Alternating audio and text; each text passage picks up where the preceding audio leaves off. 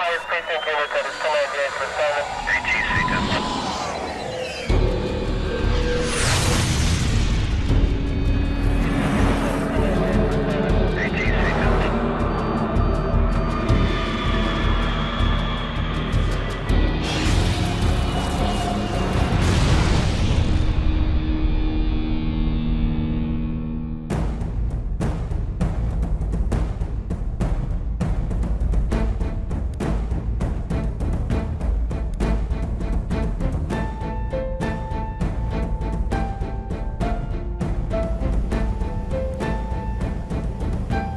Cali approach, American Niner 65. American Niner 65. Good evening. Go ahead. Buenos dias, senor. American 965 leaving 230, descending to 200. Go ahead, sir. The distance DMI from Cali. The DME is 63. 20 de dezembro de 1995. O voo 965 da American Airlines de Miami, na Flórida, para Cali, na Colômbia, dá início aos procedimentos de descida no aeroporto Alfonso Bonilla Aragón.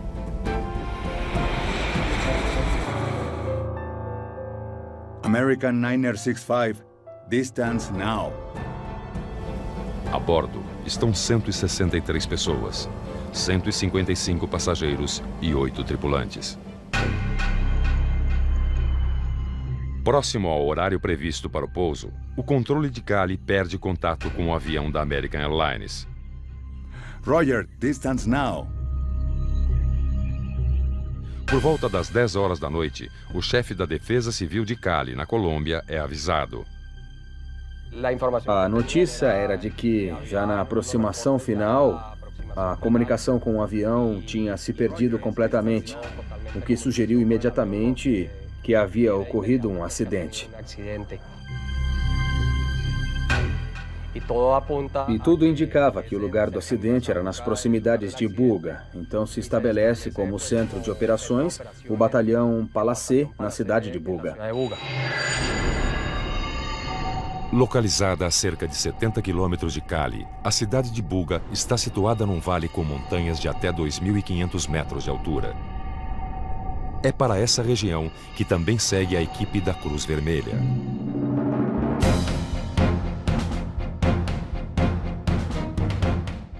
Eu vim até aqui, até a sede da Cruz Vermelha. Já estavam aprontando os equipamentos, transportes e a equipe de pessoas necessárias para atender este tipo de emergência. Nos Estados Unidos, a equipe de emergência da American Airlines é acionada por volta das 2 da manhã.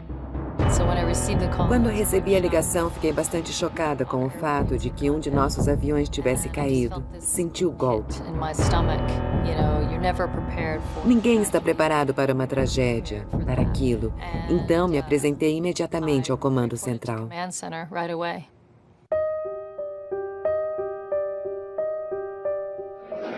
Muy buenas tardes, nos encontramos en el Aeropuerto Internacional de Miami. Este es el ambiente que se vive al frente del mostrador de la aerolínea American, como pueden darse cuenta. Tinha muita confusão no aeroporto. Muita gente entrando, saindo. Vimos muitos familiares chegando para tentar saber o que tinha acontecido.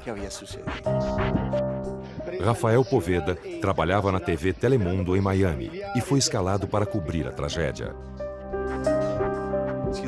E lembro que os funcionários da American Airlines não sabiam o que fazer. Não tinham uma informação muito clara. As pessoas entravam e saíam, chorando, desesperadas, porque realmente não se sabia o que estava acontecendo.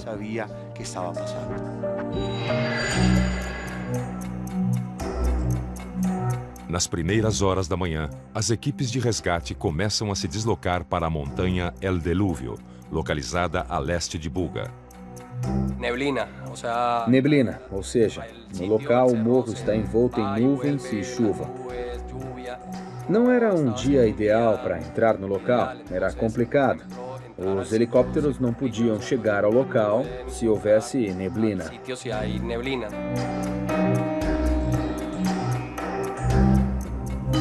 Cerca de 12 horas após o acidente, as equipes de resgate localizam o avião.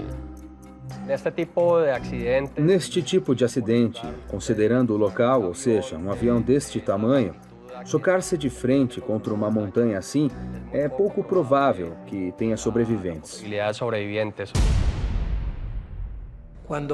Quando o resgate chegou ao local e viu uma pessoa ali, se presumiu que era alguém da região que tinha subido lá. Então esse homem falou: "Não, eu sou passageiro, eu vinha neste voo." A informação surpreende as equipes de resgate. O primeiro passageiro localizado com vida é Gonzalo Dusan.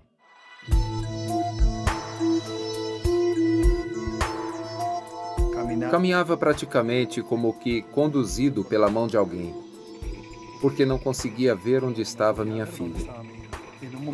E em dado momento, cheguei até minha filha, até onde saía a voz dela, e a toquei seu peito, e tentei levantá-la, mas ela me disse: papai, papai, meus pés doem muito. Então voltei e a deixei sentada, e tentei sair do avião para pedir ajuda. Para pedir auxílio.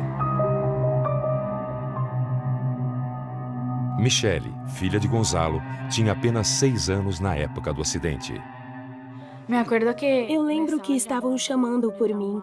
Me chamavam para me encontrar. E tentaram me tirar porque eu estava enterrada da cintura para baixo com um cinto. Então demoraram 13 horas para me encontrar e umas 3 horas para me tirar de lá. 3 horas em sacar-me.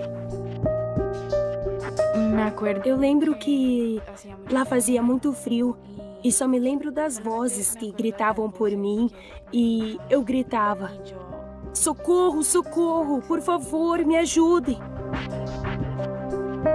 Eu tinha muita sede, então eles me davam água com algodão, gotinhas de água. E quando eu cheguei ao hospital, só ouvia muito barulho. Eu gritava por minha mãe, porque pensava muito que minha mãe estava lá. Mas não, ela não estava. Pero não. A mãe e o irmão de Michele também estavam no voo, mas não sobreviveram. Ela e o pai são 2 dos 4 sobreviventes do voo 965. Além de um cachorro, que ganhou o nome de Milagro. As equipes de resgate se concentram agora na busca por pistas, e um grupo de investigação é formado na Colômbia e nos Estados Unidos. Depois que me chamaram, fiz os contatos necessários com a NTSB nos Estados Unidos e com a equipe de investigação da Colômbia. Eu atuava como diretor da investigação pela Aeronáutica Civil e a NTSB tinha um diretor de sua própria investigação. Unimos os 2 grupos para iniciar o trabalho. O colombiano Orlando Jiménez e os investigadores americanos da NTSB seguem para o local do acidente. Era um local montanhoso, rochoso e um pico muito elevado, onde o avião acabou se impactando. Hizo contacto.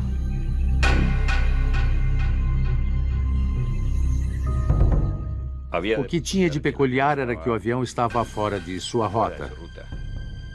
Não tinha por que estar nesse local.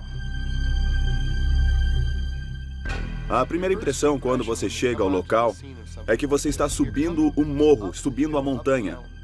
Você está passando por uma selva muito densa. E você sai dela e de repente tem pedaços de metal retorcidos e assentos por todos os lados e partes internas do avião acima de você e ao seu redor. E a sua primeira impressão é basicamente de confusão. Em que parte do avião eu estou? Estou na parte frontal, estou na parte esquerda, na parte direita? O que é isso que eu estou olhando agora? Porque sua mente tenta colocar ordem nas coisas. E quando um avião está completamente destruído no topo de uma montanha, não existe necessariamente uma ordem. Me chamou a atenção que existiam partes grandes do avião ainda conservadas. Isso nos deu uma indicação de quais tinham sido as causas para que se encontrassem sobreviventes.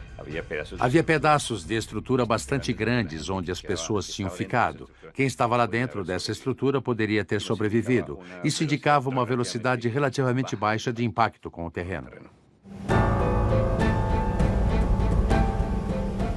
Cali approach, American Niner 65. American Niner 65. Good evening. Go ahead. Buenos dias, senor. American 965, leaving 230, descending to 200. Go ahead, sir. The distance DMI from Cali. The DME is 63. As primeiras impressões da equipe de investigação explicam a existência de sobreviventes no local da tragédia. Mas por que o American 965 se chocou contra as montanhas de Buga, em baixa velocidade e fora da rota original?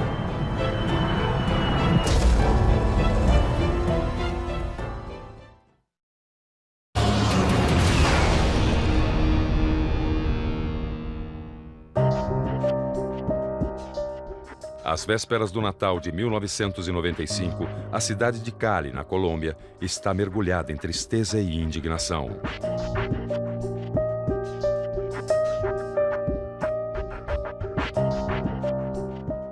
O acidente com o Boeing da American Airlines matou 159 pessoas, a maioria colombianos que voltavam para casa. Havia vários familiares procurando por seus entes queridos. E todos estavam bravos, chateados, muito tristes. E como especialista em desastres, fui treinada para administrar situações assim e tentar confortá-los e atender suas necessidades. Mas nunca aconteceu comigo, pessoalmente, de ser vista como inimigo, até eu chegar lá. Não tinha ideia que seria vista como inimiga das vítimas, porque estava tentando ajudá-las. Rafael Poveda também desembarca na cidade e vai direto ao local da tragédia. É como uma mistura de tristeza, de raiva, de dúvida. Uma mistura de sentimentos. Já havia muitos sacos pretos com corpos de pessoas que tinham falecido.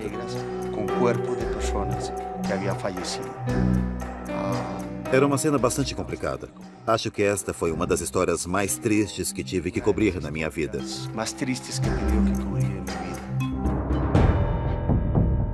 No local do acidente, os investigadores seguem atrás de pistas.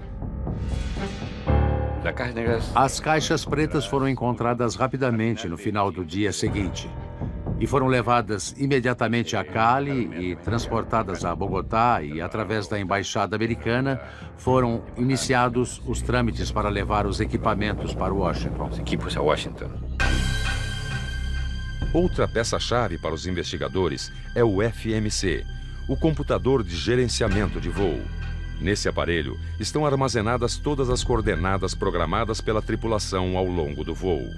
Alguns deles estavam esmagados, outros estavam arrombados. E destes nós tivemos que buscar cada um dos cartões eletrônicos. Então eu os juntei e os levei até uma área plana atrás dos destroços. Então eu os coloquei na rede do helicóptero, junto a outros componentes que precisavam ser levados para fora da montanha. E foram levados pelo helicóptero para a base de Buga, na Colômbia. O computador de gerenciamento de voo é um dos principais equipamentos de navegação do Boeing 757. A aeronave era nova e moderna. Havia voado pela primeira vez em agosto de 1991, apenas 4 anos antes da tragédia. O avião tinha todos os seus componentes operantes, estava cumprindo com os requisitos da navegação aérea, de aeronavegabilidade. E foi liberado com seus componentes operando e com todos os requisitos de combustível e de despacho requeridos pelo voo. Os investigadores também verificam informações sobre a tripulação. O voo 965 era comandado pelo piloto Nicholas Taffery e pelo copiloto Donald Williams, ambos americanos. Taffery, 57 anos, tinha mais de 13 mil horas de voo. Donald, 39 anos, cerca de 5.800 horas no ar. Os 6 comissários de bordo eram todos colombianos. Fomos até a sede da American Airlines em Fort Worth, Texas, e entrevistamos as pessoas responsáveis por operações, treinamento de voo, por tudo que tem a ver com a formação dos pilotos. Eram pilotos completamente treinados para fazer uso desses sistemas de navegação. Os investigadores já sabem que os registros da tripulação e do avião estavam em ordem. E enquanto aguardam a análise das caixas pretas e do computador de gerenciamento de voo, se concentram nos fatores externos, como a questão da falta de radares de área. No momento da aproximação do avião da American Airlines, não existia serviço de radar em Cali. The distance DMI from Cali. The DME is 6-3. O controle de radar, nesse momento, se baseou no relatório de posição do piloto. Se o piloto diz ao controlador qual é a posição exata, o controlador tem mapas e na tela os pontos de entrada do avião. O controlador dependia de outra ferramenta, que é pedir informações de posição aos pilotos. E assim, o controlador vai projetando e seguindo a evolução da posição relativa dos voos para verificar se haverá segurança na operação. Olá, que tal? Como estás? Bien. Davi Lopes, chefe da torre de controle do aeroporto de Bogotá, se juntou à equipe de investigação uma semana depois do acidente. Sua função é colaborar com a análise dos procedimentos adotados pelo controle de aproximação de Cali.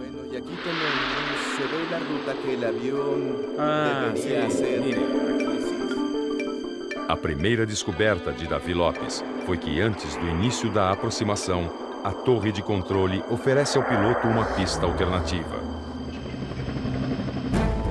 Sir, the wind is calm. Are you able to approach runway 19er? É certamente sabido que em Cali, a pista principal, a pista normal de aterrissagem, é a 01. Então, nossa primeira inquietude foi saber por que o controlador ofereceu a pista 19 ao piloto. Approach to runway 19er.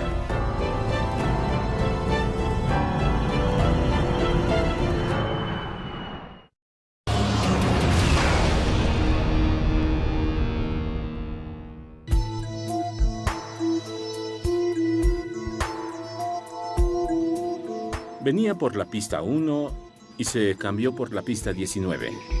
Os investigadores do acidente com o voo 965 da American Airlines entrevistam o controlador de Cali. Eles querem saber por que foi sugerido uma outra pista para pouso minutos antes da aproximação. Sir, the wind is calm. Are you able to approach runway 19er? Yes, sir. We'll need a lower altitude right away, though. Roger, American 965 is cleared to VOR DMI. Approach to runway 19er. Rosso number 1 arrival.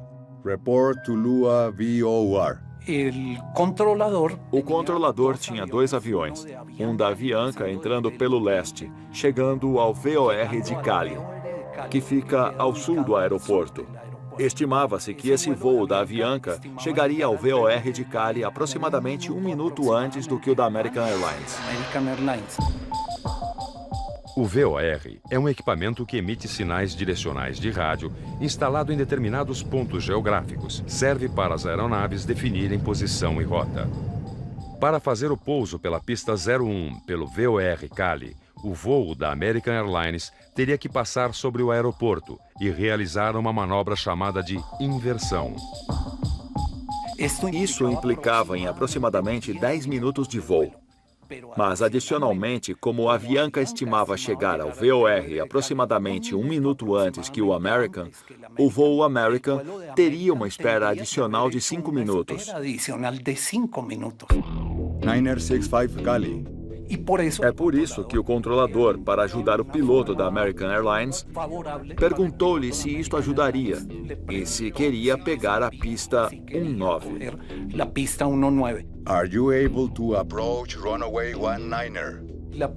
A primeira conclusão que chegamos foi que o plano do controlador foi muito bom em cumprir os 3 objetivos que tem o serviço de controle de tráfego aéreo: dar segurança, ordem e agilidade. Esclarecida a questão da mudança de pista para o pouso do voo 965, resta aguardar a análise das caixas pretas. O relatório chega 15 dias depois do acidente. Roger, is cleared to Cali VOR. Descend and maintain 5,000 feet. Altimeter 3002. 15. No delay, expect for approach. Report to Lua VOR. I put direct Cali for you in there. Yeah. O que nos chamou a atenção nessa análise foi que o controlador nunca, nesse ponto, autorizou ao voo American Airlines para ir direto ao VOR de Cali, mas autorizou a Cali.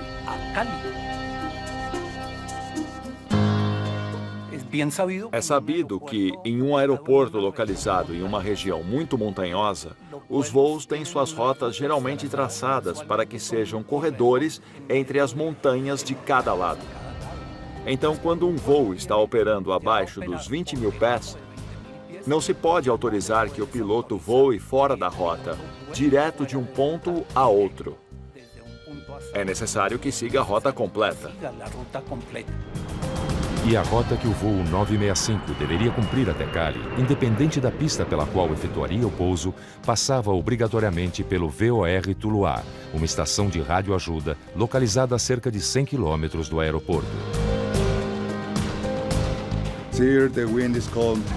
Are you able to approach runway 19er? Yes, sir. We'll need a lower altitude right away, though. As gravações revelam que a tripulação parece não ter certeza sobre o que fazer ao aceitar o pouso pela pista 19.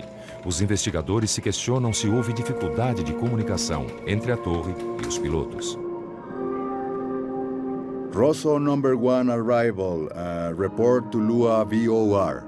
I gotta go give you to Tuluá first of all. You wanna go right to Cali or to Tuluá? I thought he said the Rosa 1 arrival. Yeah, he did. Yeah. We have time to pull that out. Yeah. Houve muita discussão durante a investigação sobre as interações entre o piloto e o controlador. Pensamos que poderia ter havido uma dificuldade entre o controlador e os pilotos, mas a comunicação foi muito simples. Eles se entenderam. As instruções do controlador foram muito claras. No delay, expect for approach. Report to Lua VOR. Não houve nenhuma discrepância do tipo linguística. No ambiente do controle de tráfego aéreo, falamos de um nível de inglês operacional. Quando o controlador tem a fluência e o conhecimento suficiente da fraseologia padrão para as funções básicas para prestar serviço ao voo. Para os investigadores, não houve problemas de comunicação entre o controle e os pilotos.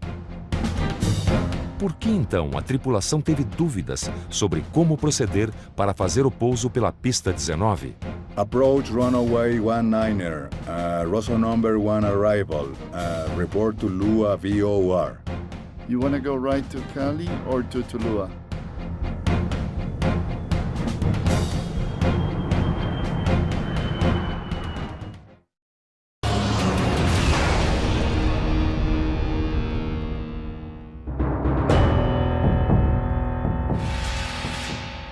A equipe de investigação reúne as peças que tem em mãos para entender por que um avião da American Airlines, com destino a Cali, na Colômbia, bateu em uma montanha poucos minutos antes do pouso. O conteúdo das caixas pretas indica falha durante o procedimento de aproximação. Approach to runway 19er. Rosso number 1 arrival. Report to Lua VOR. Clear the VOR, DME to 19, Rosa 1 arrival. We'll report the VOR. Thank you, sir. Depois que o piloto aceitou proceder direto a Cali pela pista 19, ele ficou surpreso com as reiteradas perguntas do controlador, solicitando que notificasse Tuluá. Rosso number 1 arrival. Report to Lua VOR. Clear the VOR, DME to 19, Rosa 1 arrival. We'll report the VOR. Thank you, sir. Report to Lua VOR. Roger, Talua VOR. I gotta give you to Talua first of all. You wanna go right to Cali or to Talua? I thought he said the Rosa 1 arrival. Yeah, he did. E foi então que começamos a questionar se eles deveriam ter notificado o VOR de Tulua ou como deveriam conduzir a aproximação Rosso. Isso porque Rosso é ao mesmo tempo uma estação terrestre e também um procedimento de aproximação. Então houve uma confusão por isso. A rota padrão de chegada a Rosso é simplesmente um trecho direto desde o VOR de Tuluá, e que depois os conectaria com o procedimento de aproximação por instrumentos até a pista 19. Então era importante que o voo tivesse passado sobre Tuluá para se manter no eixo nominal desta rota padrão de chegada a Rosso 1. Tulua 1, Rosso, there it is. See? That comes off Tulua. Na maior parte do mundo, o primeiro ponto de chegada para aterrissar em um aeroporto, a primeira estação terrestre, dá nome ao procedimento de chegada desse aeroporto. No aeroporto daquele país, infelizmente, era diferente. Rosso estava perto da pista e era o final do procedimento.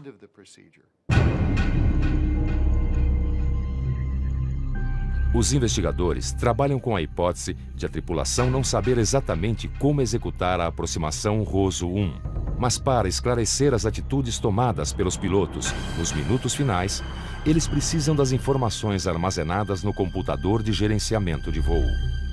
Os computadores de gerenciamento do voo eram muito importantes no acidente do voo 965, porque uma vez encontrados, nós poderíamos saber quais foram os botões que o piloto apertou para manobrar o avião. Ao cruzar os dados do computador com a análise das caixas pretas, os investigadores começam a entender o que aconteceu com o American 965.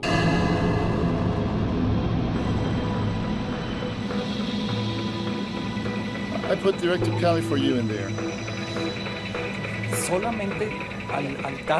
Quando é dada a instrução ao computador para que voe direto a Cali, ele apagava todos os pontos intermediários. Então, enquanto que o piloto tinha, digamos, apagado de sua percepção, de seu planejamento, o ponto Tuluá, para o controlador continuava sendo importante. Sir, the wind is calm. Are you able to approach runway 19er? Yes, sir. We will need a lower altitude right away, though. E é por isso que o controlador perguntou nessa mesma transmissão do piloto. Ele disse, notifique VOR de Tuluá. Approach runway 19er. Rosso number 1 arrival. Report to Lua VOR. Para o piloto não estava claro que já havia passado do lado de Tuluá. Revisando as transcrições das comunicações, vemos que a maior parte do tempo o piloto estava fora de posição, ainda tentando identificar qual era a sua posição em relação a Tuluá. E mais ainda, tentando levar o avião a Tuluá. Tulua 1, Rosso, there it is. See? That comes off Tulua. Então, o piloto iniciou um desvio para a esquerda, em direção leste, tentando voar inicialmente até Tuluá. E isso não era conveniente, porque o avião continuava descendo. Where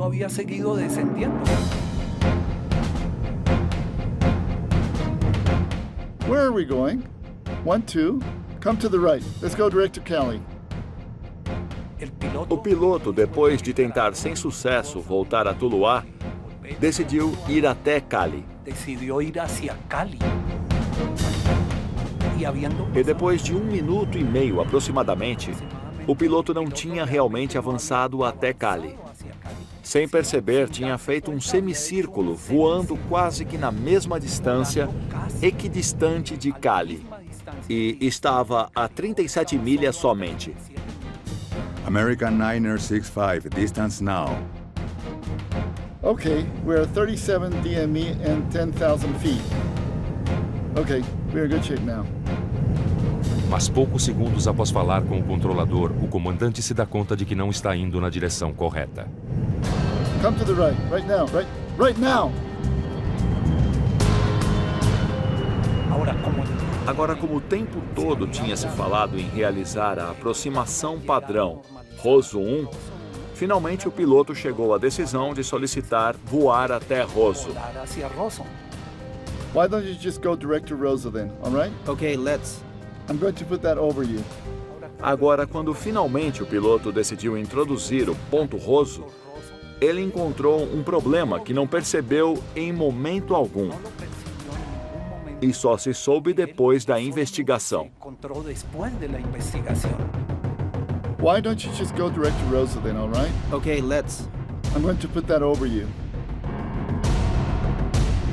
Os dados armazenados no computador de gerenciamento de bordo revelam a peça que faltava para os investigadores compreenderem a trágica cadeia de eventos que levou à queda do American 965.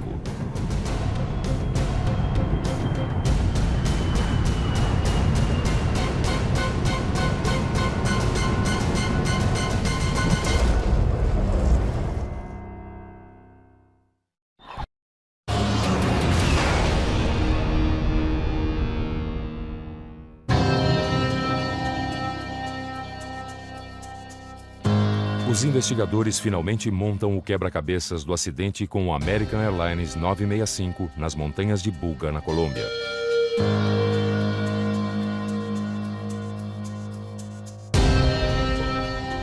Why don't you just go direct to Rosso then, all right? Okay, let's. I'm going to put that over you. Tudo o que ele precisava fazer era apertar R para Rosso. Mas o que ele não percebeu é que R de Rosso também era usado para outra localização chamada Romeu, que era perto de Bogotá, e não de Cali. Então, quando ele apertou confirmar, o avião virou e fez exatamente o que foi instruído a fazer, mas por um engano.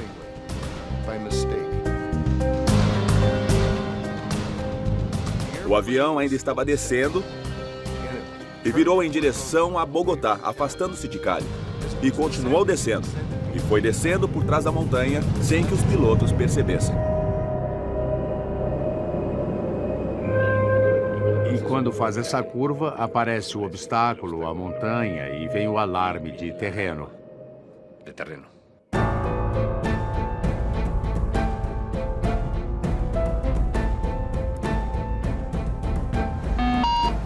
Oh my God! O GPWS, Ground Proximity Warning System, soou apenas a 6 segundos do impacto. Neste momento, o comandante dá a ordem ao copiloto para que efetue a manobra evasiva de terreno, o que o copiloto faz muito rapidamente. Muito rápido. It's okay. Okay, easy does it, easy. Mas como o alarme continuava dando aviso de proximidade de terreno, então o comandante volta a mandar o copiloto posicionar o nariz do avião mais para cima para tentar passar por cima do obstáculo.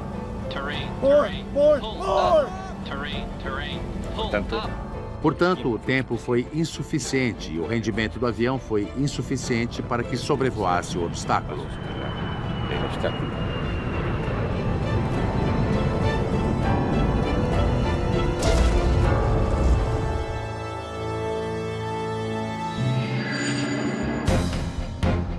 E Para entender o porquê da falta de rendimento do avião, os investigadores voltam a analisar o momento em que a tripulação inicia o procedimento de descida. Sir, the wind is calm. Are you able to approach runway 19er? Would you like to shoot the 19 already? Yeah. We will have to scramble to get down. We can do it. Yes, sir. We'll need a lower altitude right away, though. Ao aceitar o pouso pela pista 19, a tripulação aciona os speed brakes, dispositivos aerodinâmicos localizados nas asas, que ajudam o avião a descer mais rapidamente, sem precisar aumentar a velocidade. Foram feitos testes em simuladores de voo. Estabeleceu-se que o speed brake produz um arrasto no avião, uma resistência, o que tira sua sustentação, obviamente.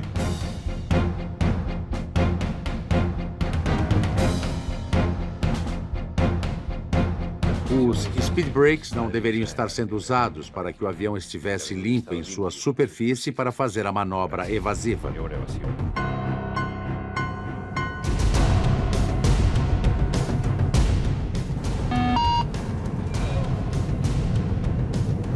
Terrain. It's okay. Easy. Terrain. Pull up. Terrain. Pull up. Terrain. Pull up.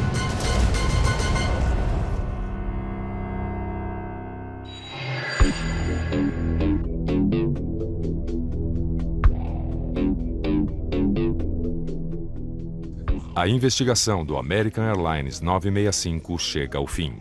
Desde que nós fomos até lá e encontramos as caixas pretas e extraímos sua informação no fabricante, escrevemos os relatórios e fizemos toda a coordenação com o governo da Colômbia. Passou-se mais ou menos um ano de investigação. 17 anos após o acidente com o voo 965, o que mudou para aumentar a segurança dos voos?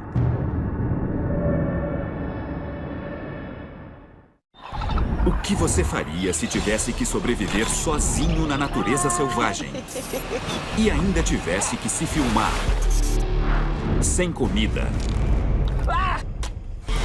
Sem abrigo. Com medo. Eu tô ficando com muito medo. Descubra como pessoas sem treinamento sobrevivem. Neste especial de Sozinhos na Selva, sábado, a partir das 7, só no Discovery.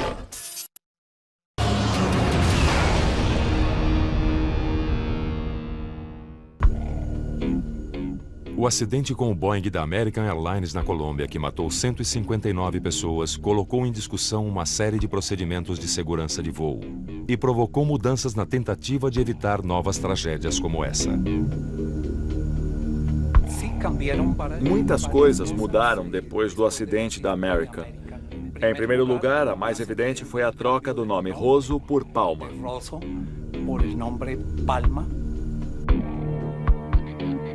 O nome do procedimento de aproximação para a pista 19 também foi mudado de Rosso 1 para Tuluá 1. Essa alteração segue um padrão internacional que recomenda identificar o procedimento com o nome do ponto onde ele se inicia. Outra mudança foi que a Aeronáutica Civil decidiu instalar um segundo radar perto do aeroporto, para não depender do radar que estava instalado lá em cima, na cordilheira, distante do aeroporto.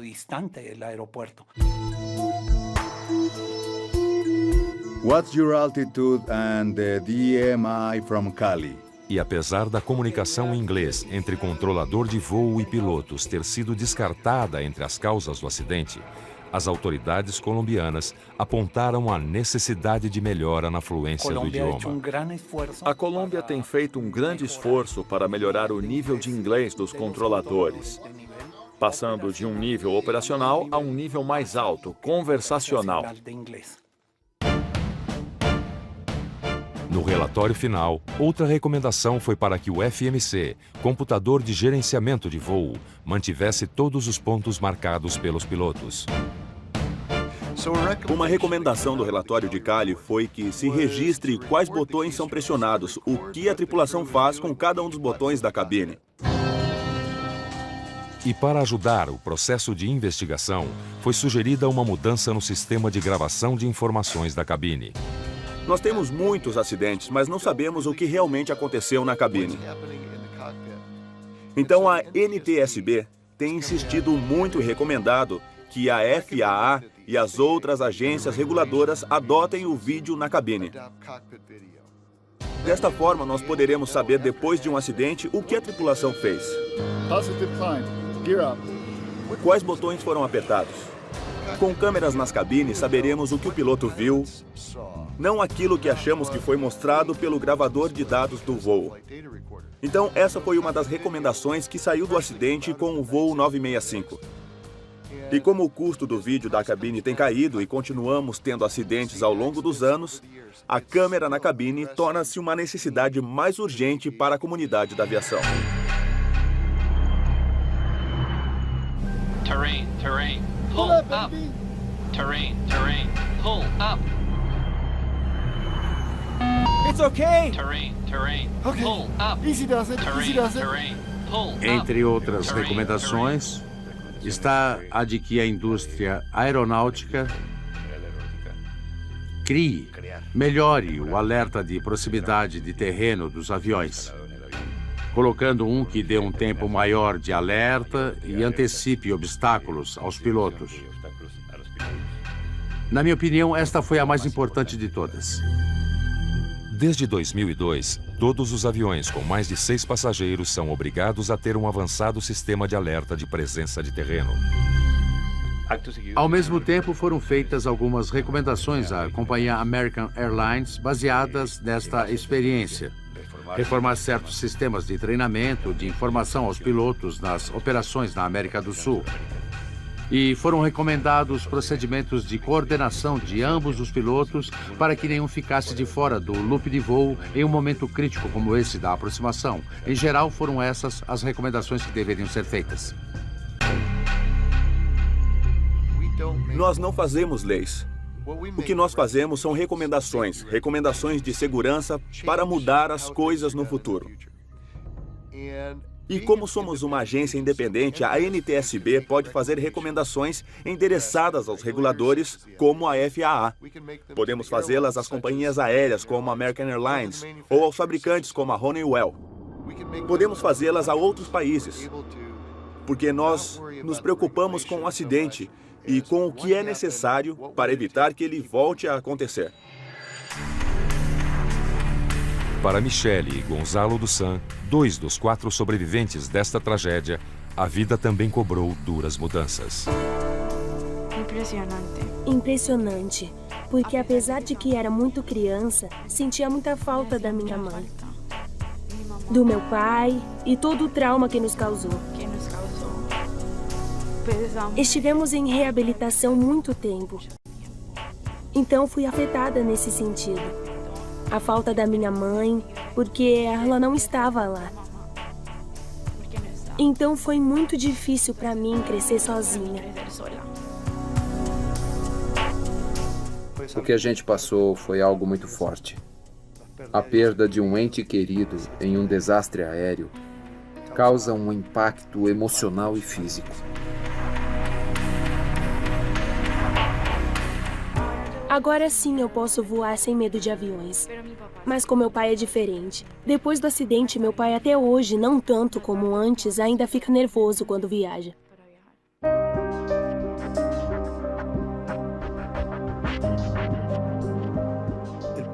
O primeiro ano, o segundo ano foram muito difíceis. De fato, eu dizia que não queria voltar a Nova Jersey, onde eu morava. Mas o trauma de voar, que fica depois de se passar por um acidente dessa magnitude, impede que a gente voe. E vem um temor, muito medo de voar novamente.